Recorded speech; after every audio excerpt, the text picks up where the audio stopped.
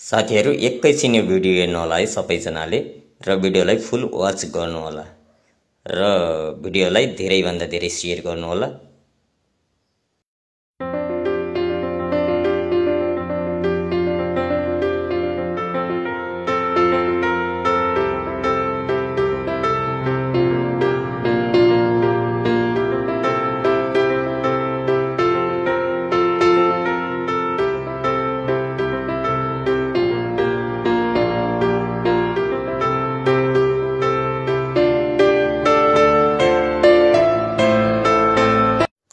तपाईहरुको पनि साना साना बालबालिकाहरू छन् भने अलिकति होशियार रहनु होला, किनभने चोरहरूले कार्टुनमा प्याकिङ गरेर यसरी लग्न सक्छ।